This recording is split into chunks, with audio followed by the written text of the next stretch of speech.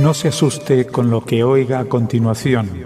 Es el eco del pasado cuando empezaron las emisiones de Radio Sefarad a finales de enero del 2004 y cuyos informativos semanales hemos reunido para revivir lo que entonces pasaba desde la perspectiva de nuestro tiempo.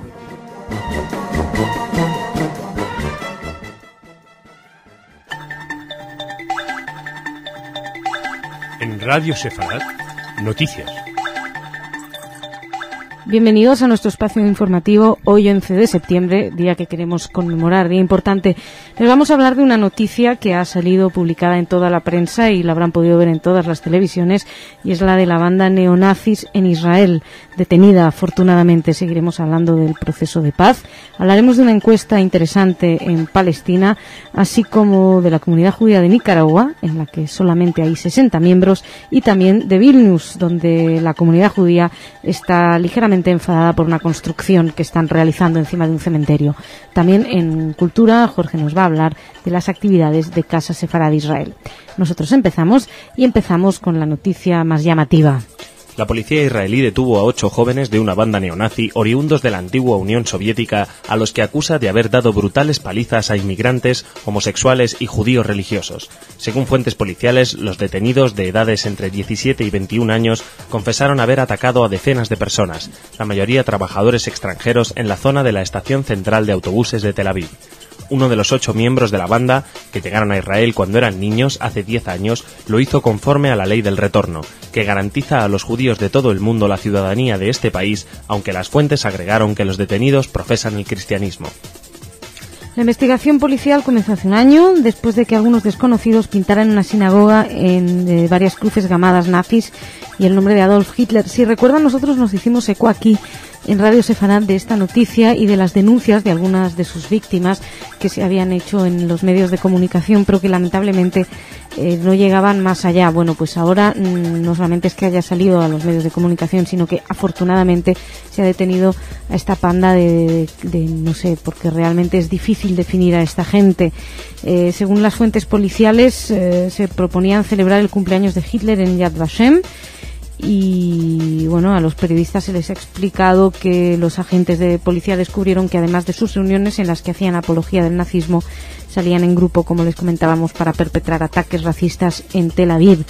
Una funcionaria policial explicó que los sospechosos escogían a sus víctimas entre las personas en una posición débil para denunciarlos, y por eso elegían trabajadores ilegales y a los africanos, a los que pegaban por no ser blancos. La verdad es que es repugnante, doblemente repugnante por el lugar en el que sucede, y hay que alegrarse que sean detenidos, pero realmente habría que plantearse un poquito cómo llegan estas pandas de cretinos, que discúlpenme, pero es que es lo único que parece definirlos medianamente, y es quedarse cortos, pues entender cómo surge esta gente. Hay que explicar que en general no son, uno de ellos será judío, los otros no lo serían.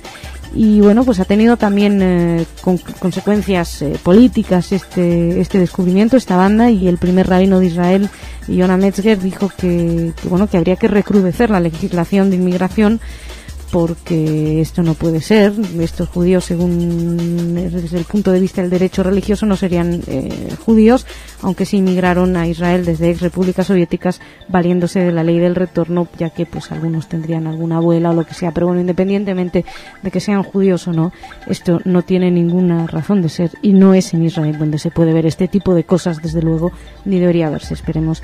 Lo que es para alegrarse es que los han detenido, y queremos creer que son los únicos. Y volvemos a nuestro tema de costumbre, volvemos a hablar de procesos de paz, negociaciones, reuniones, etcétera. Empezamos. El primer ministro israelí Ehud Olmert y el presidente palestino Mahmoud Abbas iniciaron ayer una nueva reunión en Jerusalén para discutir la reanudación del proceso de paz. El encuentro, el quinto en 5 semanas, sucedía a 2 meses de una conferencia internacional de paz convocada por la Casa Blanca en Estados Unidos, en la que los palestinos esperan lograr un acuerdo explícito para la creación de un Estado palestino. Antes de la reunión en la residencia de Olmert, palestinos e israelíes aparecieron muy divididos sobre cuán lejos ir en sus negociaciones para asegurar el éxito de la conferencia, convocada por el presidente George Bush para relanzar el proceso de paz. Bueno, el encuentro no están en las mejores relaciones en estos momentos cuando empieza el encuentro. Por parte israelí se dice que no hay que sobredimensionar las expectativas respecto a la conferencia, y mientras que los palestinos dicen que sería un fracaso si no se llega a la conferencia con un preacuerdo. Los asuntos más disputados, los de siempre, el regreso del retorno, las fronteras definitivas del futuro Estado palestino y Jerusalén. Para complicar las cosas, decían algunos analistas, Olmert no va a aceptar las exigencias claves de Abbas en estos momentos, que son, por un lado, liberar a algunos de los 11.000 palestinos presos en Israel antes del inicio del Ramadán, que empieza ahora, y levantar algunos de los 500 bloqueos militares de Cisjordania. Así lo informaba ayer el diario Haaretz, y al parecer Olmert no estaría de acuerdo. Seguimos, vamos a hablarles a continuación de una encuesta muy importante, muy importante e interesante por lo menos, lo que revela que se realizó en los territorios palestinos. Según un sondeo publicado ayer, la popularidad del presidente palestino Mahmoud Abbas se ha visto incrementada desde que Hamás se hiciera con el control de la Franja de Gaza, hasta el punto de que volvería a ganar las elecciones si éstas se celebraran hoy. Según la encuesta, el 73% de los palestinos se opone a la toma de Gaza del pasado junio, cuando los miembros de Hamás expulsaron al movimiento de Al-Fatah y sus adeptos del territorio, tras 5 días de combates. Según el sondeo, un 31% de los entrevistados apoya a Hamás, frente al 48% que defiende a Al-Fatah, mientras que el pasado junio era un 33% quien prefería a Hamás y un 43% a Al-Fatah.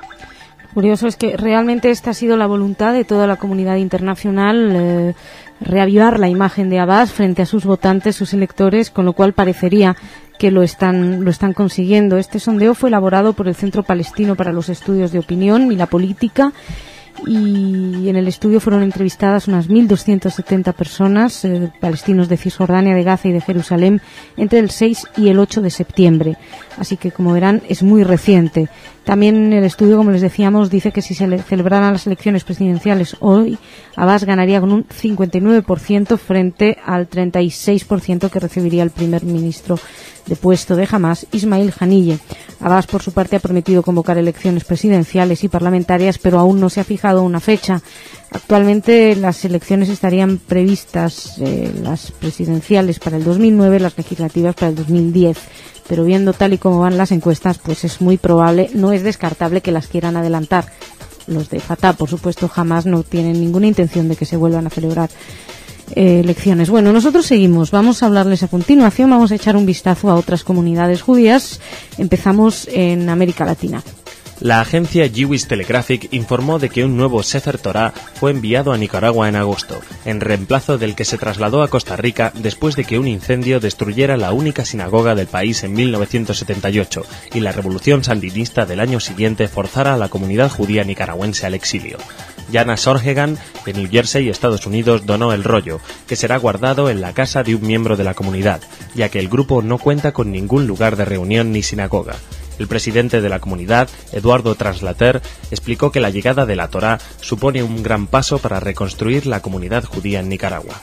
El templo fue dañado, fue expropiado en los 80 y hoy en día es una casa velatoria.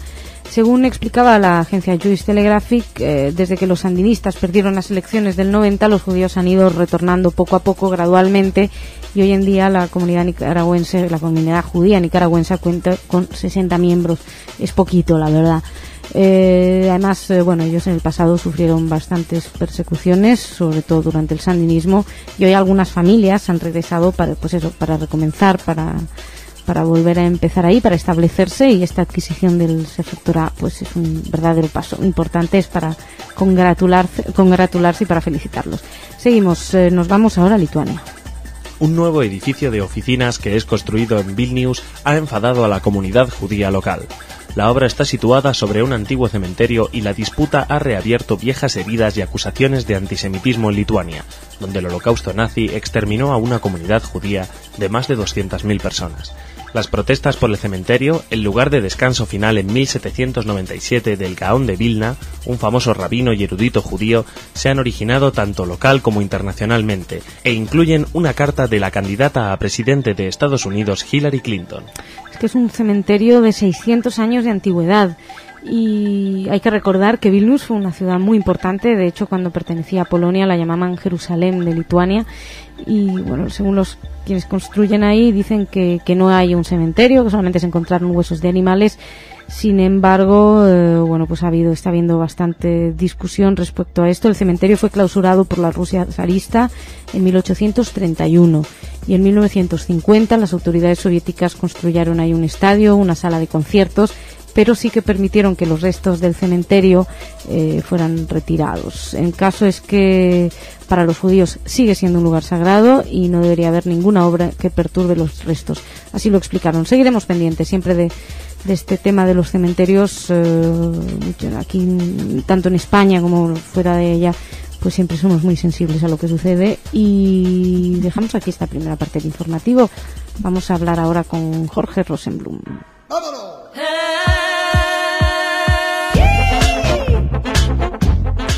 Jorge, ¿qué tal? Muy bien, y aquí con novedades muy calentitas que no admiten dilación, porque una de ellas es para hoy mismo. A ver, rápido. A las 7:30 de la tarde. Esto lo convoca, todas estas noticias son de Casa Sefarad Israel. Y bueno, les vamos a pedir para la próxima vez que las preparen con un poquito más de... que nos dé tiempo, ¿no? Aliento para presentarlo. Adelante. Mira, se va a presentar la obra Gerda Taro, fotógrafa de guerra, del periodista Fernando Olmeda. Esto va a ser en el Palacio de Altamira, que es en la calle Flor Alta 8 en Madrid. Y como te digo, hoy 11 de septiembre a las 7:30. Para los que no sepan, Gerda Taro fue la esposa de Frank Cappa. Ajá. El fotógrafo, que bueno, ninguno de los dos se llamaba Cappa, pero que fotógrafo de guerra, y bueno, es una iniciativa del Instituto Europeo de Design, un referente internacional del campo de la moda y de las artes visuales, con sedes en muchos sitios. Gerda Taro era hija de judíos polacos, se escapó de la opresión nazi y en París se encontró con el también judío André Friedman, que le transmitió su pasión por la fotografía. André Friedman es el que luego conocimos como Robert Capa. Uh-huh. Luego, el día 14, que es ya el viernes, bueno, empieza en el Centro Cultural de la Villa una exposición que se prolongará hasta el 6 de enero. Esto es algo muy importante porque se llama Dios es modo de empleo y es la primera vez que se conjugan Casa Sefarad, Casa América, Casa Asia, Casa África y Casa Árabe. ¡Ay, qué bonito! Con el patrocinio del Ayuntamiento de Madrid. Es una muestra que ha estado en cartel en Bruselas durante 2 años, con muchísimos visitantes, muchísimo éxito. El objetivo es permitir al público el descubrimiento de la experiencia religiosa en lo que tiene de universal, sus interrogantes, y de particular sus diversas prácticas, utilizando múltiples recursos audiovisuales. Y bueno, como verás, Casa Sefarad presentará el tema judío, pero los árabes presentarán el suyo. En Casa África. Me parece preciosa esta... Sí, aparte... ¿Hasta cuándo has dicho que está? Hasta el 6 de enero, o sea, se puede pedir para Reyes, y si no, para antes, para Papá Noel. Para Papá Noel. Bueno, hay público escolar, hay precios especiales, etcétera. ¿Para Hanukkah también vale? Sí, o sea que en el Centro Cultural de la Villa ya saben que pueden contactar grupos, etcétera, etcétera. Esto creo que va a traer cola, va a ser una buena cosa. Y ya la semana que viene, el día 18 de septiembre, el martes, a las 7 y a las 21:30, en el Círculo de Bellas Artes de Madrid, un nuevo ciclo de cine israelí. Ya hemos anunciado que hace un par de meses Casa Sefarad de Israel presentó otro ciclo. Esta vez la primera sesión, si no lo cambian como la otra vez, va a ser a las 7 Close to Home, a las 9:30 Caminar sobre las aguas. Ambas sesiones serán presididas por el corto West Bank Story. La que ganó el Oscar. Exacto. Y después está anunciada Close to Home de Israel del 2005. Muy bien. Estas también las películas anunciadas son estas, y Caminar sobre las aguas también es de Israel del 2004. Son todas películas muy modernas. Y un solo último apunte: en el Festival de Segovia, el High Festival, que va a tener lugar a finales de septiembre, el 30 de septiembre a la 1:30 y a las 18:30 va a haber una gala de poesía con recital de poetas. Entre ellos va a estar Juan Gelman, que es un poeta que ha escrito no solamente en español, sino también en judeo español. Y bueno, esto era lo que quería anticipar a toda la pastilla. Van a venir otras personas como Ronnie Somek de Israel y Murid Barghouti de Palestina, etcétera. Pero bueno, estas son las noticias urgentes del Teletipo. No, ya mañana respira. Muchas gracias, Jorge. Hasta luego. Hasta mañana. Seguimos. Nos vamos ahora al Rincón de Irit.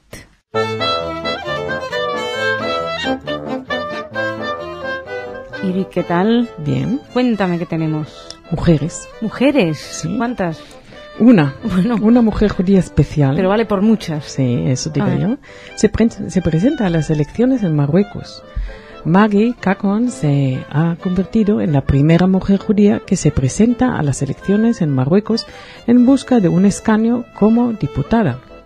A lo largo de su campaña ha expresado su deseo de ser tratada no como una mujer judía, sino como alguien que tiene puesto todo su interés en su país, Marruecos. Maggie Kakon tiene 54 años y es una empresaria de Casablanca. Recientemente fue elegida como cabeza de lista del partido Al-Wast, Al-Agatmal, o Centro Social. Ha pedido que su procedencia judía no sea sacada a debate. Ella dice que ante todo es una ciudadana marroquí. Su candidatura ha sido uno de los aspectos más comentados de las elecciones. Preguntada acerca de que por qué siendo judía no ha querido emigrar a Israel, respondió: nunca consideré la ida de dejar Marruecos. Yo soy ante todo una patriota marroquí y me interesa lo que se hace en mi país para mejorarlo. Desde luego no me hubiera ocurrido pedir permiso a los líderes de mi comunidad judía para presentarme a las elecciones. A quien únicamente consulté fue a mi marido y él me dio todas las bendiciones. Kakun es una de los 5.000 ciudadanos marroquíes de origen judío, de las que más de 300.000 que hubo antes de 1948. Oye, una pregunta, ¿y qué tal le ha ido el resultado? ¿Sabes cómo le fue? Bueno, parece que sí, que ha sido elegida. ¿Elegida? Pero su partido no ha ganado. No, el partido no ganó, sí. Pero bueno, ella está entre los... Ah, pues muy bien. Edith, muchas gracias. Gracias a ti. Hasta mañana. Muchas gracias a ustedes también. Mañana más.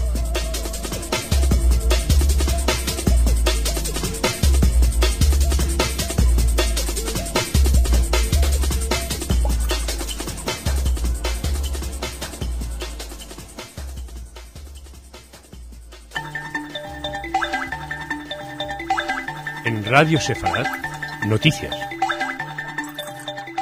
Bienvenidos a nuestro último espacio informativo del 5.767. Terminamos el año hablándoles de heridos, de un número muy elevado de heridos militares israelíes, 69 después de un ataque desde la Franja de Gaza. Tenemos que hablar de eso. También hablaremos de las consecuencias de ese ataque y hablaremos también de que, sin embargo, el proceso de paz avanza, continúa. También les seguiremos hablando a continuación del nuevo secretario general interino del Congreso Judío Mundial, que tomó su cargo el 10 de septiembre, así como de Bélgica y la conmemoración de los supervivientes.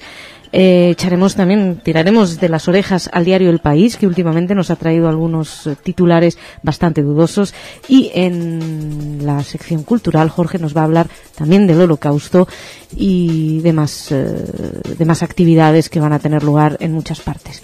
Empezamos lamentablemente con una noticia terrible desde Israel. Al menos 69 militares israelíes resultaron heridos este martes por un cohete palestino disparado desde la Franja de Gaza. Se trata del número más alto de heridos militares causados por un cohete palestino desde el comienzo del disparo de estos proyectiles en el año 2000. El cohete cayó sobre una tienda del centro de la base militar de Sikkim, al sur de la ciudad de Ashkelon, donde los militares reciben cursos. La tienda contenía simplemente productos de servicio de mantenimiento, bombonas de agua, pero los militares que dormían en las tiendas cercanas resultaron afectados por el estallido. Se hizo un primer balance donde se hablaba de 57 soldados heridos, pero bueno, luego se dio el nuevo número, era de 69 militares. Por cierto, llama la atención la noticia publicada por el diario El País, donde decían decenas de heridos, y es verdad que son decenas de heridos. Lo que pasa es que hay que multiplicar bastante para llegar hasta 60 y tantos, casi 70. Es un poco insistente el país en minimizar los daños hacia Israel. Incluso aprovechamos para sacar algunos artículos, algunos títulos más que nada. Por ejemplo, el lunes publicaba El País, el corresponsal Juan Miguel Muñoz, un artículo titulado Israel construye una carretera al apartheid. Esta terminología no es nada... No corresponde para nada a la realidad. Dice que habla de que no es un Estado democrático quien construye eso, comparándolo con Sudáfrica. Suena un poco a la conferencia de Durban, sino por decir mucho, que hay que reconocer que fue bastante tildada de antisemita. Otro artículo el mismo día, titulado Desarticulada en Tel Aviv, una célula neonazi integrada por israelíes de origen judío. Bueno, después si uno lee la noticia se da cuenta de que no eran todos judíos, de que había uno que era judío, que ni siquiera lo era él realmente, sino que era descendiente. Bueno, ya saben, maneras de titular del diario El País, pues por ejemplo estas decenas, que son 69 heridos. Luego, curiosamente, a la inversa, se convierte enseguida en grandes masacres o incluso el genocidio del pueblo palestino. Sin embargo, para decir cuáles son las bajas israelíes o los heridos israelíes, tienen más reparos a la hora de dar las cifras. En fin, seguimos, perdónenme este pequeño interrupción en las noticias. Les sigo hablando del ataque que fue reivindicado por las brigadas de Al-Quds, que es el brazo armado de Yihad Islámica, y los comités de resistencia popular. Sin embargo, la ministra de Asuntos Exteriores, Tzipi Livni, acusó directamente a Hamás, dijo que nadie se mueve por Gaza sin que Hamás dé el visto bueno, que jamás hubiera podido detener ese ataque, pero no lo hizo. Bueno, se está barajando cómo se responde a ese ataque, que, como comprenderán, da mucho miedo a todo el mundo la posibilidad de respuesta de Israel. Bueno, parece que la ministra de Asuntos Exteriores fue bastante tranquilizadora. La ministra de Asuntos Exteriores israelí, Tzipi Livni, declaró durante una rueda de prensa conjunta con su homólogo francés, Bernard Kouchner, de visita en Jerusalén, que Israel no utilizará medios militares para responder al ataque con cohetes procedentes de la Franja de Gaza. Livni insinuó, sin embargo, que podría haber sanciones contra las infraestructuras civiles y limitaciones en los suministros de agua y electricidad de la franja. Por su parte, y preguntado por una posible reacción israelí al ataque, el ministro francés aseguró comprender que Israel defienda a su población. Es bastante evidente la respuesta del ministro francés, de Kouchner. Bueno, Livni dijo que no iba a afectar a las renovadas conversaciones en marcha entre el primer ministro Ehud Olmert y el presidente palestino Mahmoud Abbas. Y de hecho parece que las noticias que llegaban desde ayer también ya en el frente diplomático entre ambos, entre Olmert y Abbas, iban en esta misma dirección. La agencia EFE informó de que, según divulgaron ayer medios de comunicación de ambas partes, Ehud Olmert y el presidente palestino Mahmoud Abbas han consensuado una declaración de principios para un acuerdo de paz. Según la agencia palestina Ma'an y la radio pública israelí, el documento consta de 8 puntos con el objetivo de crear el Estado de Palestina, y sería resultado de la reunión que ambos líderes mantuvieron el lunes en Jerusalén. Ma'an colgó la declaración, redactada en hebreo, en su servicio digital y afirmó que llegó procedente de una fuente israelí no identificada, en tanto que la radio pública de Israel se remitió como fuente a un alto funcionario palestino. Ya ven, nadie quiere decir quién lo dijo. Lo cierto es que la declaración sería presentada en principio en la Conferencia de Paz para Oriente Medio, que ha sido convocada por Estados Unidos para antes del fin de año del 2007, o sea, para antes del 2008. En el texto, según se había publicado, se alude a las fronteras del 67 para la creación del Estado palestino, lo que por lo tanto incluiría Gaza y Cisjordania. Respecto a Cisjordania, en el documento se precisa que Israel pondría fin a la ocupación en un plazo de tiempo que no se especifica, y se alude a una gradual retirada de los asentamientos, aunque Israel conservaría, les estoy leyendo textualmente, algunos bloques de población. Por su parte, la parte palestina recibiría a cambio de esos bloques de población pues un territorio equitativo. En la declaración se hace también referencia a una solución en la que se reconozca el sufrimiento y los derechos de los refugiados palestinos, y se precisa que el Estado palestino va a tener su capital, o tendría su capital, en la parte oriental de Jerusalén, la parte árabe. El documento se da a conocer de esta manera una semana antes de que llegue la secretaria de Estado norteamericana Condoleezza Rice, que viaja el 18 para supervisar los preparativos de la anunciada conferencia de paz. De verdad, da la sensación de que han llegado más lejos en esta reunión, aunque no había demasiado entusiasmo por ningún lado, pero a lo mejor que haya menos entusiasmo es casi positivo. Y seguimos. Antes de seguir, brevemente 2 comentarios respecto a noticias que hemos dado esta semana, que tenemos que como esta semana no va a seguir habiendo informativos, les resumimos brevemente por el tema de los neonazis.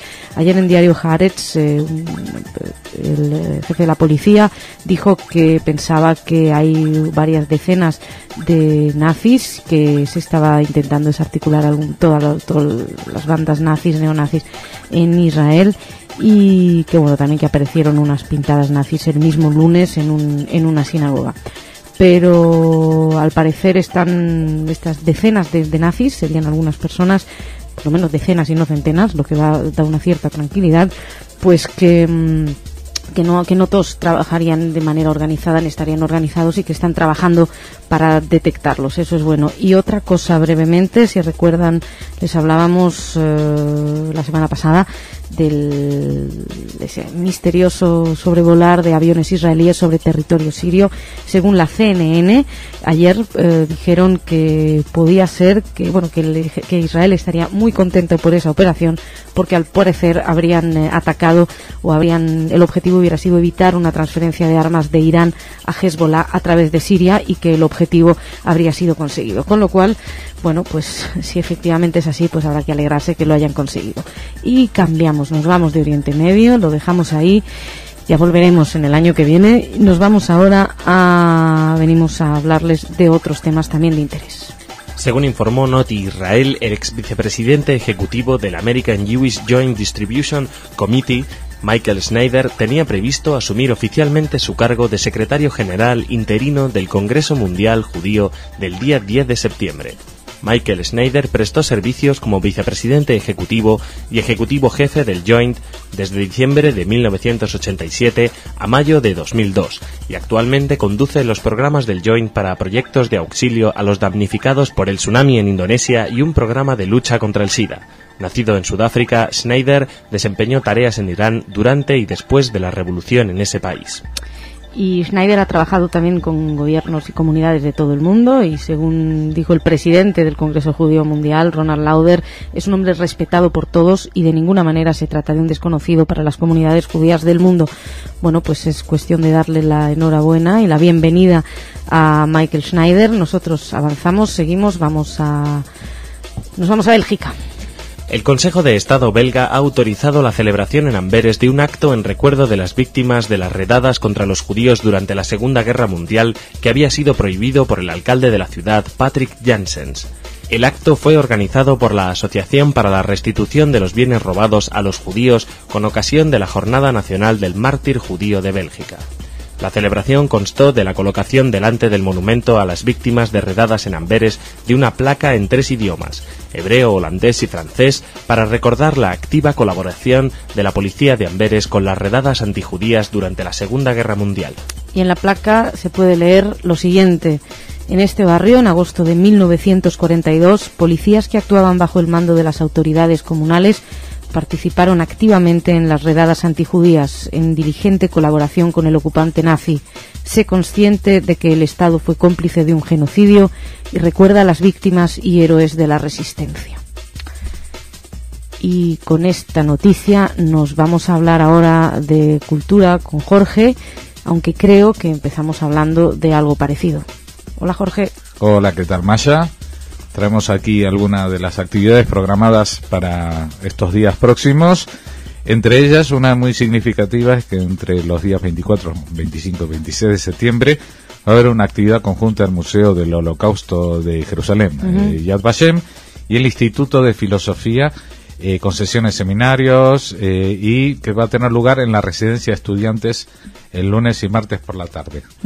Que seguramente podremos traer algunas de ellas en directo al programa de Radio Sefarad. Sería muy interesante. Y también, como el tema que nos ocupa aquí es Yad Vashem, pues avisarles que mañana habrá un programa dedicado a... hoy mismo hay un programa de actualidad, en el de actualidad que dedicamos a Yad Vashem. Yad Vashem, sí. Simplemente decir que en estas jornadas, lunes 24, pues va a haber una mesa redonda sobre singularidad y negacionismo en la que estarán presentes David Bankler, Manuel Reyes Mate y Nathan Lerner. La mayoría de la gente son gente venida de Israel.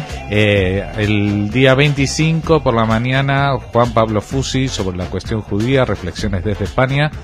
Stephanie Schiller Spingorum, ¿qué quiere decir resistencia? Debate sobre un concepto ambivalente. Y Nathan Lerner otra vez sobre holocausto y genocidio, aspectos legales pendientes. Y va a haber una mesa redonda sobre la vigencia del holocausto con Chaim Avni, Christian Stellert y Juan Mayorga. Juan Mayorga, bueno. Que hablará él sobre la representación teatral del holocausto. Bueno, y luego habrán al día siguiente nuevas ponencias de Chaim Avni, de Christian Stellert y de Wolf Gruner, con un resumen al final de David Bankier y Manuel Reyes Mate. David Bankier, sí. Bueno, pues... Es ahora en lo que concierne al holocausto. Y dejamos aquí este tema. Este tema sí, tenemos otras noticias. Vámonos a hablar de noticias más... Bueno, noticias que tienen lugar en España. Una de ellas es que uno de nuestros colaboradores, el que escribe para la sección Huellas, Manuel San Vicente, y que ha hecho que muchos descubran los orígenes de su apellido, presenta una exposición de creación digital en la Casa de Cultura de Chipiona, en Cádiz, del 14 al 28 de septiembre, y se llama De Puerto al Faro, así que están invitados todos los que estén por Cádiz. Buenísimo. Otra noticia que es un poco mala, pero bueno, ¿qué le vamos a hacer? En Tarragona, el único vestigio judío que tenían, pues el propietario lo apuntaló mal y el edificio de Cala Garza se ha desmoronado en gran parte. Vaya.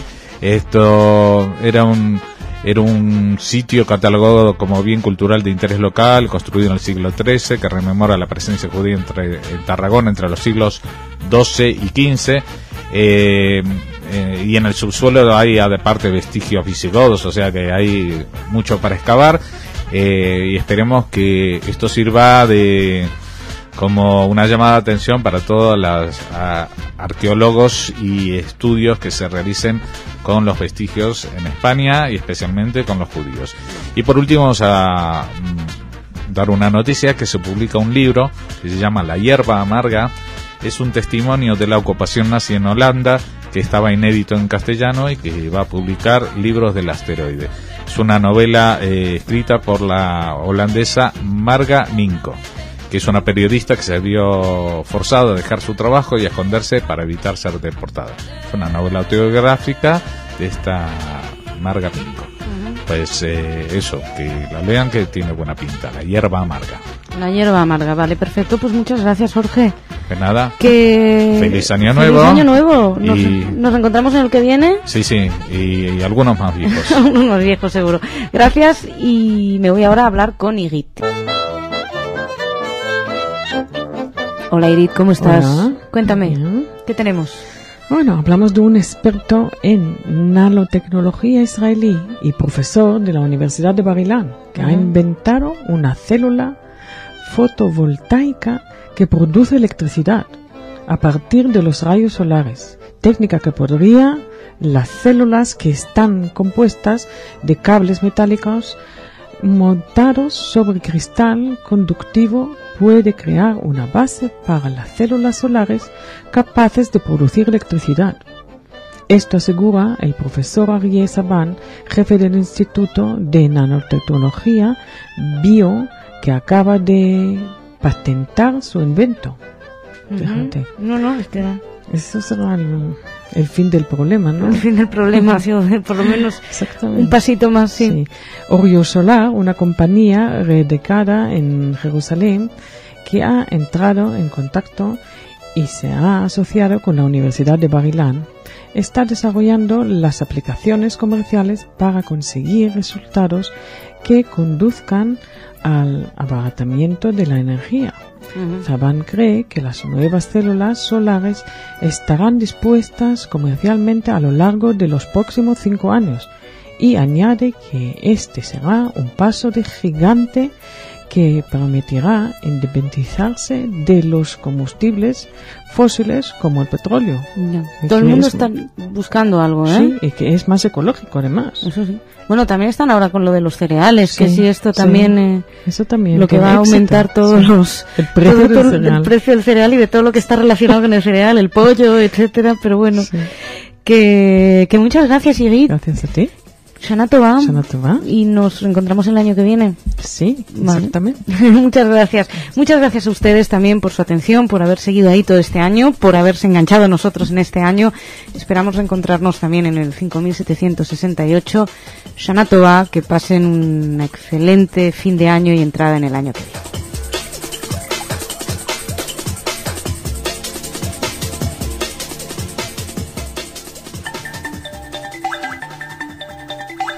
En Radio Sefarad, noticias.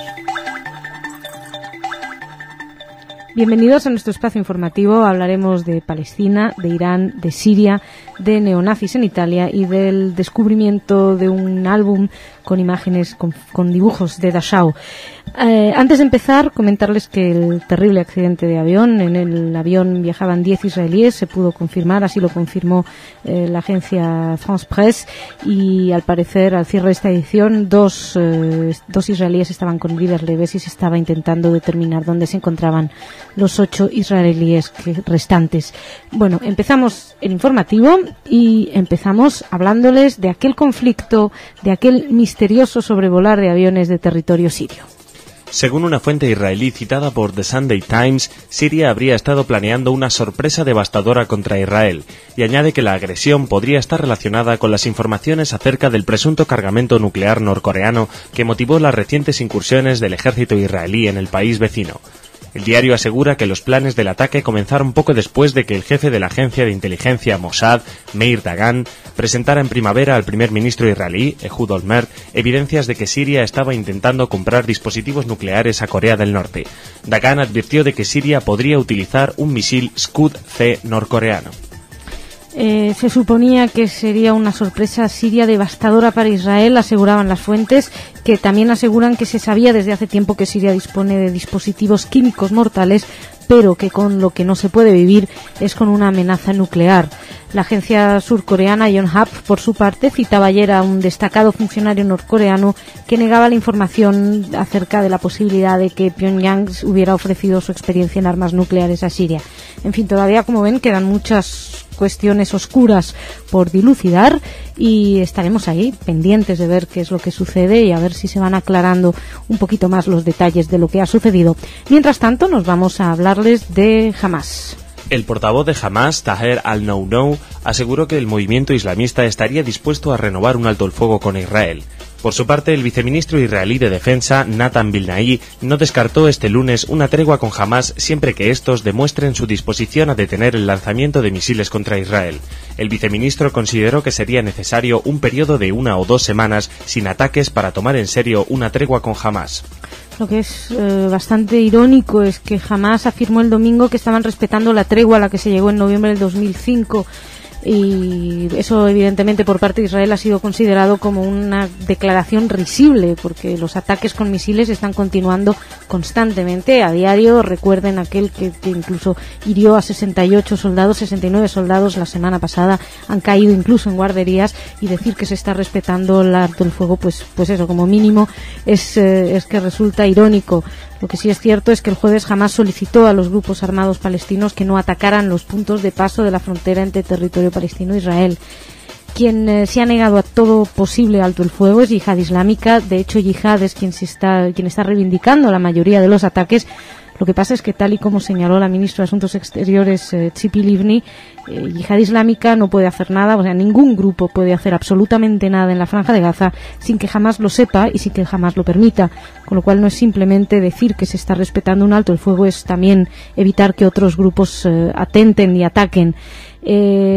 También destacable que este anuncio de Hamas se produce después de que varios medios estuvieran mencionando la posibilidad de que Israel lleve a cabo una amplia ofensiva o que corte ya el suministro de agua o electricidad como respuesta precisamente a ese ataque que dejó 69 heridos en una base militar.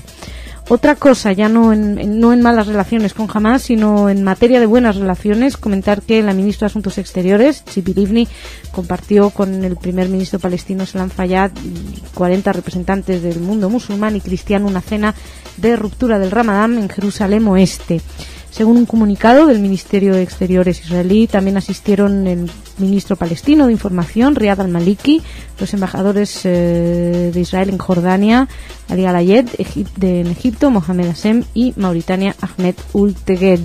La asesora de comunicación del Ministerio de Tzipi Livni, Shani Benker, dijo que el encuentro fue exitoso y una prueba de la capacidad de la comunidad judía para trabajar con otras religiones. Bueno, pues esperemos verlo no solamente para Ramadán y que podamos ver de estos encuentros positivos entre todos. Por cierto, ya se aproxima aquella cumbre tan importante de noviembre donde supuestamente podremos empezar a ver un nuevo horizonte de paz o que se va a dibujar algo más. Estamos pendientes, como decíamos antes. Otro tema que ya el año pasado nos dio muchos dolores de cabeza y que parece que tiene intenciones de seguir dándolos, hay que estar muy encima, Irán. Los ministros de Asuntos Exteriores de Francia, Bernard Kouchner, y Holanda, Maxime Verhagen, se pronunciaron ayer a favor de sanciones a Irán fuera del marco de la ONU para presionar a Teherán con el fin de que suspenda el enriquecimiento de uranio. El ministro francés habría declarado este domingo que respecto de Irán, el mundo debe estar preparado para lo peor, es decir, a la posibilidad de una guerra. Por su parte, el primer ministro francés, François Fillon, calificó de extrema la tensión con Irán, si bien insistió en que todavía hay lugar para la diplomacia y argumentó que las sanciones no han sido agotadas. Las sanciones que proponían los ministros de Holanda y de Francia se tratarían de sanciones europeas que cada país debería tomar individualmente con su propio sistema bancario, comercial e industrial. Así lo especificó el jefe de la diplomacia francés, que ya pidió a grandes empresas francesas, especialmente al sector de petrolero, que dejen de invertir en Irán. Por su parte, Verhagen dijo que tanto él como Kouchner están de acuerdo en tratar de convencer a otros países de la comunidad internacional para que se unan a esta iniciativa, ya que, según dijeron, cuanta más gente aplique las sanciones, más difícil va a ser para Irán seguir con este desafío a la comunidad internacional. Con respecto a lo que ha provocado dentro de Francia, la oposición está inquieta y dicen que quieren que Sarkozy se hable a los franceses y explique exactamente cuál es su visión respecto a lo que sucede en Irán, ya que todo este comentario de Kouchner remite una vez más a aquella frase que realizó el presidente francés, que dijo que la alternativa es catastrófica, que hay que evitar una alternativa catastrófica, la bomba iraní o el bombardeo de Irán, que para evitar esta alternativa, pues Irán debería ceder a lo que le pide la comunidad internacional. Bueno, como les decía, la oposición socialista ha pedido un debate en el Parlamento sobre el tema nuclear iraní y eso que Sarkozy se exprese ante los franceses, aunque después de estas declaraciones parece bastante claras las opiniones de Sarkozy. Por su parte, el gobierno iraní acusó de provocación a los franceses por advertir de este riesgo de una guerra. Dejamos aquí Oriente Medio, dejamos esa parte del planeta, vamos a Italia, donde se ha realizado una importante labor de detención de neonazis. Las fuerzas del orden italianas realizaron ayer un operativo contra grupos neonazis en varias ciudades del norte de Italia, tal y como confirmaron portavoces de la Policía Especial de la ciudad de Varese.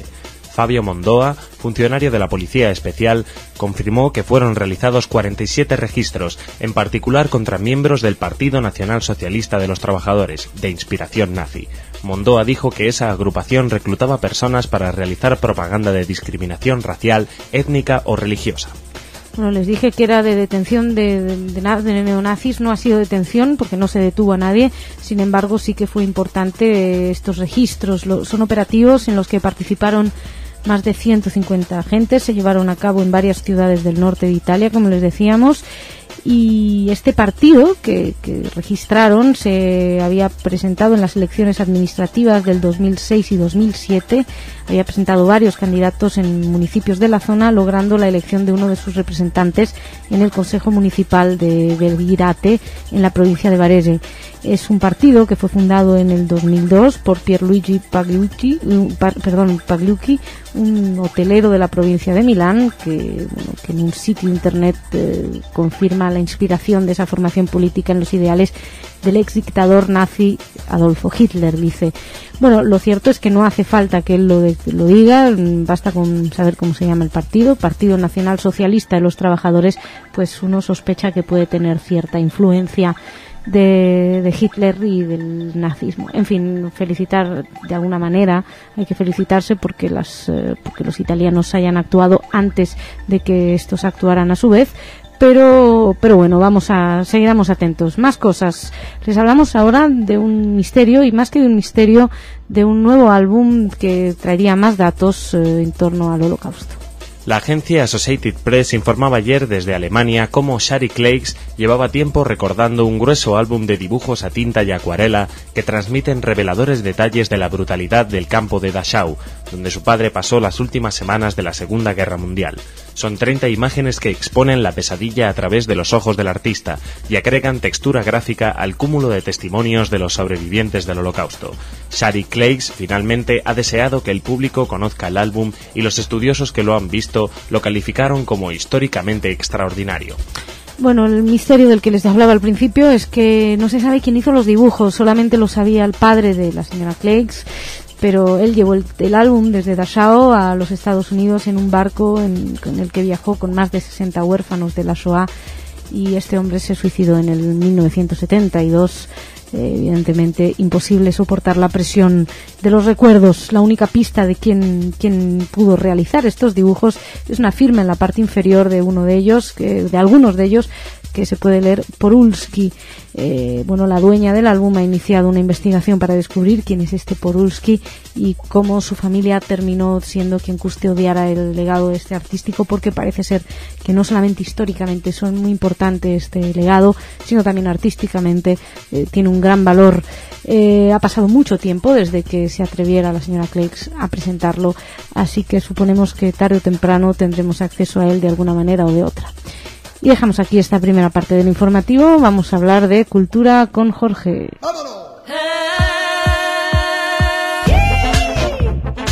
Shana Tova, Jorge. Hola, Shana Tova.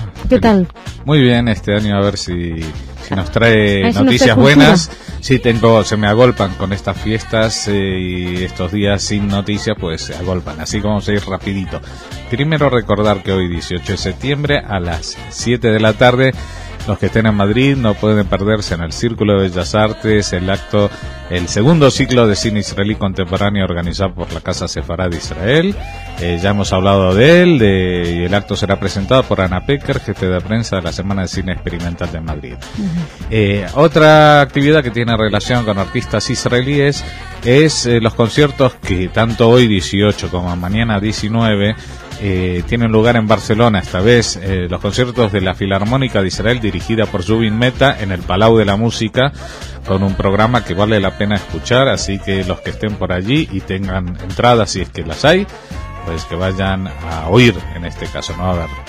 Y un acto patrocinado por la Embajada de Israel es una exposición que se llama Actus Tragicus, tiene un nombre bastante duro, pero en realidad es una exposición de autores de cómic israelíes, entre ellos algunos que hemos conocido, que hemos entrevistado aquí en Radio Sefarad. Esto ha comenzado esta semana, el lunes, pero estará abierto hasta el 13 de octubre en el espacio Sin Sentido, en la calle Válgame Dios 6 de Madrid. Válgame Dios. Sí, Válgame Dios. Y válganos también esta invitación para el miércoles 19. Está bien, ¿eh? ¿Cómo has enganchado una noticia visto, con otra? Es años que tú no tienes en la calle. Nos vamos a Estella, que en Navarra. Se inicia este miércoles 19 la Semana de Estudios Sefaradíes, que está organizado por la Asociación de Amigos del Camino Santiago y el Museo Gustavo de Maeztu. El programa tiene 3 ponencias que se realizarán en la Pinacoteca a las 8 de la noche y con entrada libre, y además va a haber un concierto de música sefaradí del grupo Al-Hama. La primera charla la da Alberto Conejero y se titula La presencia sefaradí en el cancionero urbano de los griegos de Oriente. Luego la segunda ponencia es Mercedes García Arenal, hablará sobre Samuel Paliache, un judío marroquí en la Europa protestante y en la católica. Y por último, Asunción Blasco presentará Amor, Sexo y Desamor entre los judíos medievales. A mí esto me da mucho morbo, a ver qué hacían en la Edad Media que no hacemos ahora. Y por último, porque tengo que ir muy rápido y presentar también lo de mañana miércoles, nos vamos ahora a Buenos Aires. Esta es una acto organizado por el CIDICSEF, nuestros amigos del Centro de Investigación del Legado Sefardí en Argentina. Se va a proyectar la película El Cónsul Perlasca, una película de Alberto Negrín, protagonizada por Lucas Zingaretti, con música de Ennio Morricone. El otro día en televisión española la pudimos ver, creo que era en televisión española, la otra noche la emitían. Pues en Argentina tienen que pagar por ir a verla, que tienen el precio de la entrada, no es muy caro, pero que no, eso no la dan en la tele, y eso es lo que quería anunciar. Es una película que habla sobre los santos que rescataron judíos, los justos entre las naciones. El cónsul Perlasca es que trabajaba para Sainsbury. Exacto, exacto. Bueno, pues estas son las noticias de hoy, y no te dejo seguir a toda pastilla. A toda pastilla. Mañana sí te dejo seguir, hoy no. Jorge, muchas gracias. Chao, hasta ahora, mañana. Ahora vete, que me voy con Irit. Chao, chao. Me vengo ahora al rincón de Irit.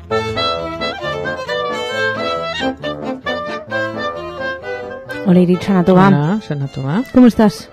Bien. Bueno, adelante, cuéntame, ¿qué traes? Hablamos de un juez de Estados Unidos de América. Ordena a ese juez que se pague la suma de casi 13 millones de dólares por el asesinato terrorista de un estudiante de la Hebrew University de Jerusalén. El juez, perteneciente a la United States District Court de Washington, capital de la nación, ha condenado al gobierno de Irán con una multa a modo de indemnización de $12.904.548 para la familia de Marla Banet, asesinada en un ataque terrorista el 3 de julio de 2002 en la Hebrew University de Jerusalén.